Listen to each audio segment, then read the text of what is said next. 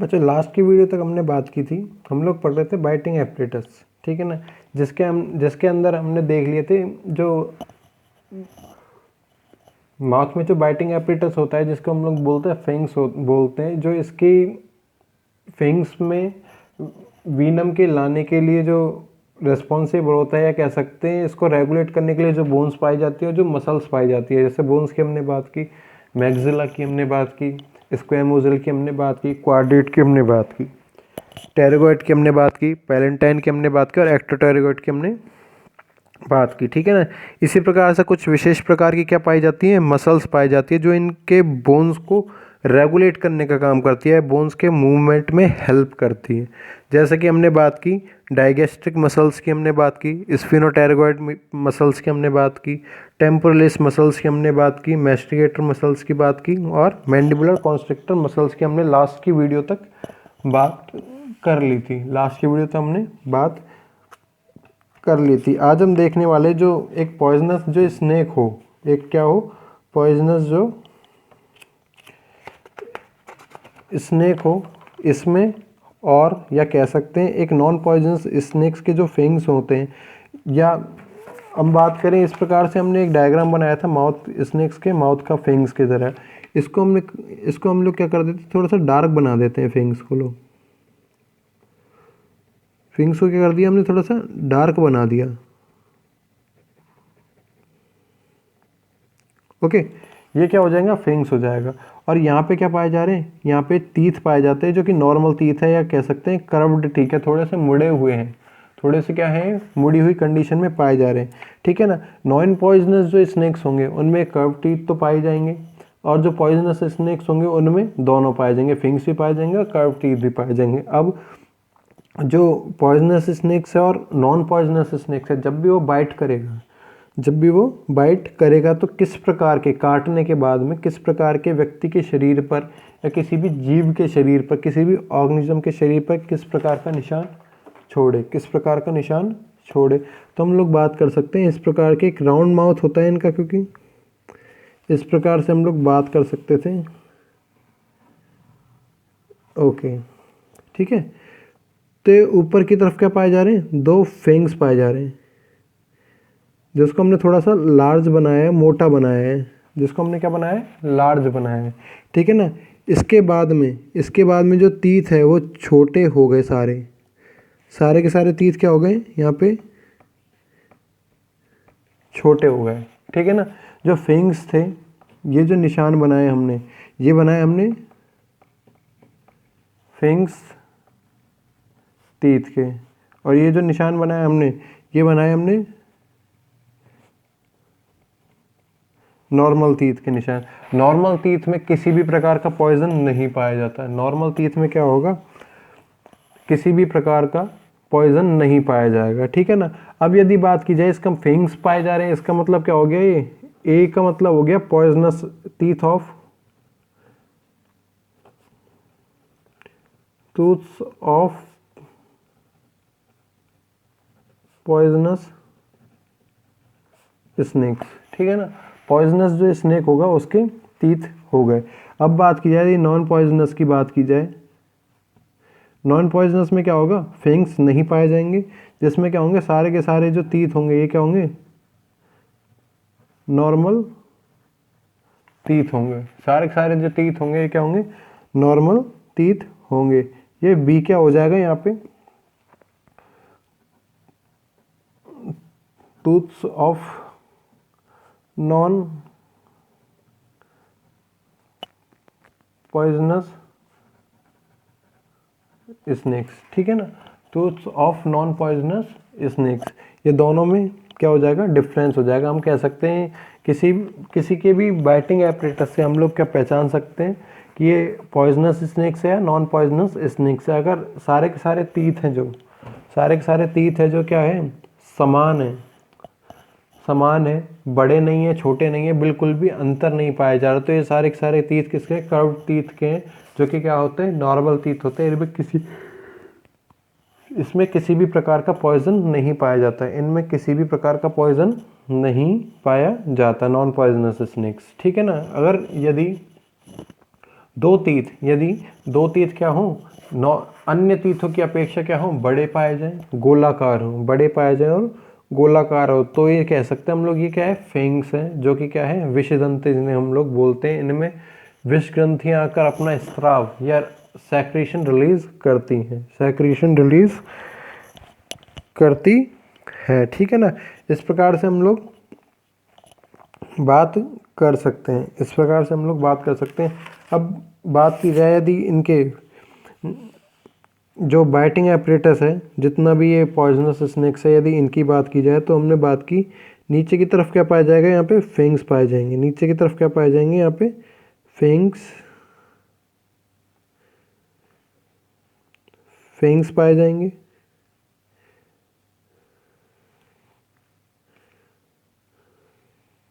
इस प्रकार से क्या होता है, इसके पैलेंटाइन रीजन वगैरह मिलकर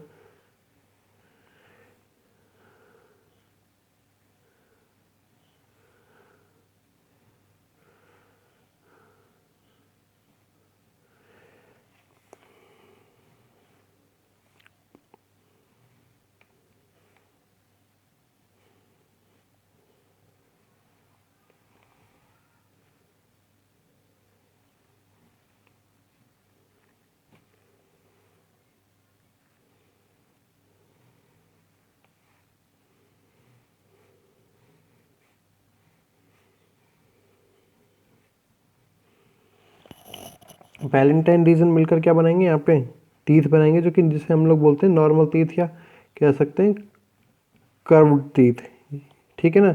ये हो जाएगा क्या, लोअर जो हो जाएगा, ये हो जाएगा नॉर्मल टीथ, ठीक है। ये क्या हो जाएंगे, नॉर्मल टीथ हो जाएंगे। यहाँ पे पाए जाएंगे डाइगैस्ट्रिक मसल्स, जो कि हमने लास्ट की वीडियो में देखे थे। डाइगैस्ट्रिक मसल्स यहाँ पे पाई जाएगी क्वाड्रेट बोन, क्वाड्रेट बोन। ये जो क्वाड्रेट बोन होगी, ये जो क्वाड्रेट बोन होगी, ऊपर की ओर स्क्वैमोजल, स्क्वैमोजल ऊपर की ओर किससे, एक्टोटेरगोइड और स्क्वैमोजल से जुड़ी हुई पाई जाएगी। यहाँ पे हमने बात की किसकी, स्क्वैमोजल की,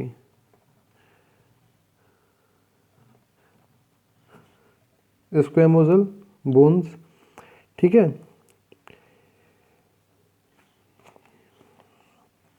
ये वाली बोन हो जाएगी आपकी प्रीफ्रंटल, फ्रंट के ऊपर वाली प्रीफ्रंटल। यहाँ पे पाया जाएगा प्री मैक्सिला, प्री मैक्सिला। यहाँ पे होगा मैक्सिला, यहाँ पे होगा मैक्सिला। ये हो जाएगा आपका पैलेंटाइन पार्ट, पैलेंटाइन पार्ट। और यहाँ पे ये इसे हम लोग बोलेंगे फेंग्स, इसे हम लोग क्या बोल सकते हैं, फेंग्स कह सकते हैं, ठीक है ना। ये जो ये इस वाली अस्थि को हम लोग बोल सकते हैं एक्टोटेरोइड,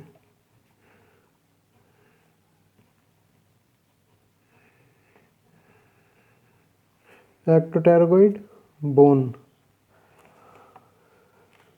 अब इन बोन्स से क्या निकलेंगी, यहाँ पे पेशियां या कह सकते हैं मसल्स निकलती हुई, निकलती हुई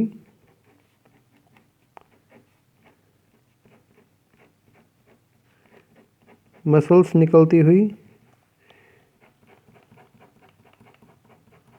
पाई जाएंगी, ठीक है ना। मसल्स निकलती हुई पाई जाएंगी और ये मसल्स होंगी टेम्पोरल मसल,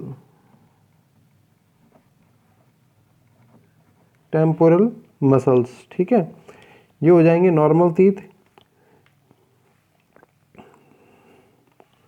ये जो यहाँ पे जो मसल्स निकल रही हैं, इनको हम लोग बोल सकते हैं स्फिनोटेरोगोइड मसल्स। इन मसल्स को हम लोग बोल सकते हैं स्फिनोटेरोगोइड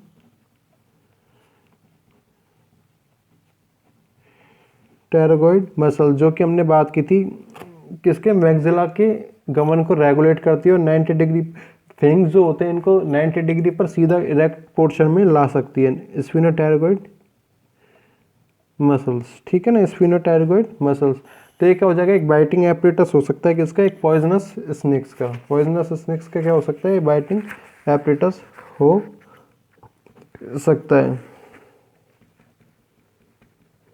बाइटिंग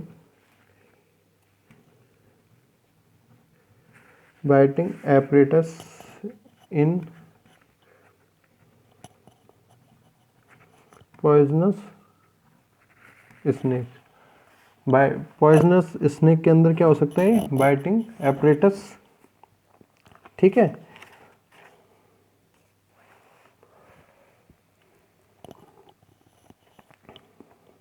ओके, तो फिर आती है बात किसकी आती है, बाइटिंग मैकेनिज्म की आती है। जो ये बाइट करेगा तो किस प्रकार से क्या क्या परिवर्तन इसके अंदर होंगे, क्या क्या परिवर्तन इसके अंदर होंगे, जिसको हम लोग बोलते हैं दशन क्रिया। बाइटिंग मैकेनिज्म,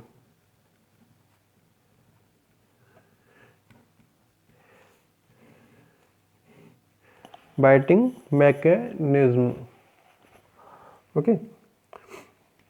जब भी कोई भी सर्प स्नेक्स किसी भी जीव पर आक्रमण करता है या शिकार पर आक्रमण करता है तो साथ ही साथ क्या करता है, अपनी रक्षा करने का भी कार्य करता है और रक्षा हेतु अपने फेंग्स का इस्तेमाल करता है, ठीक है ना। नॉर्मल जो कंडीशन यदि बात की जाए रेस्टिंग स्टेज की, स्नेक्स के रेस्टिंग स्टेज की, तो इस अवस्था में क्या होगा, जो मुख होगा, माउथ होगा, ये क्या रहेगा, बंद रहेगा। माउथ जो होगा वो बंद रहेगा। इसमें क्वाड्रेट जो बोन है, क्वाड्रेट जो बोन है, जो इसका डोर्सोवेंट्रल सरफेस है या डोर्सोवेंट्रल पोर्शन है, प्रतिपष्ट से जो सिरा है, वो टेरागोइड बोन पाई जाती है। इसके पिछले सिरे से क्या होता है, बहुत ज़्यादा दूर पाया जाता है। इसके पिछले सिरे से क्या होता है, बहुत ज़्यादा दूर पाया जाएगा। इनकी दूरी के कारण ही, इन दोनों बोन्स की दूरी के कारण ही, हमने बात की टेरागोइड की और क्वाड्रेट की, ठीक है ना। इन दोनों की दूरी के कारण ही क्या होंगे, जो फेंग्स पाए जाते हैं, विषदंत जिनकी हम लोग बात करते हैं, विषदंत फेंग्स, ये क्या होते हैं, मुख के अंदर की ओर मुड़े हुए पाए जाते हैं। मुख के अंदर की ओर मुड़े हुए पाए जाते हैं। पहले इसको इतना लिख लेते हैं, सर्प जब किसी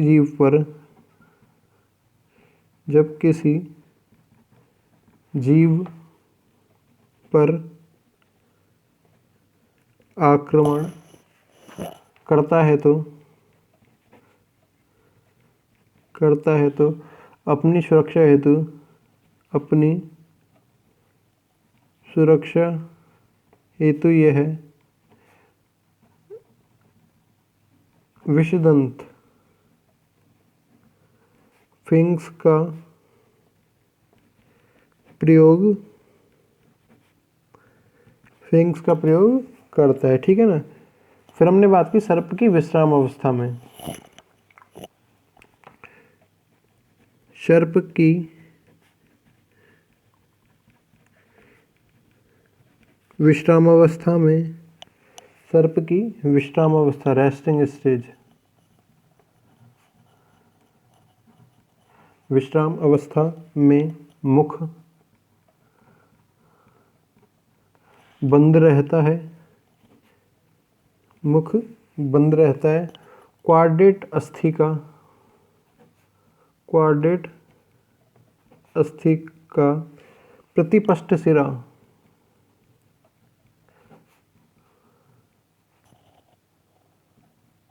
वेंट्रोलेटरली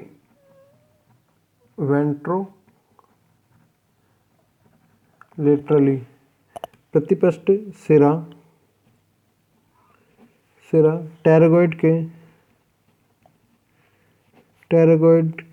के पिछले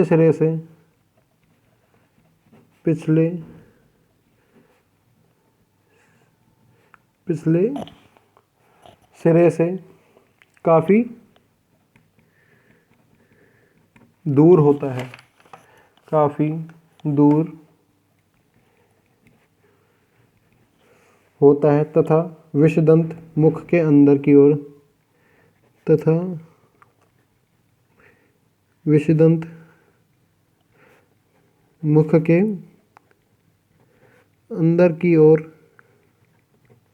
मुख के अंदर की ओर मुड़े रहते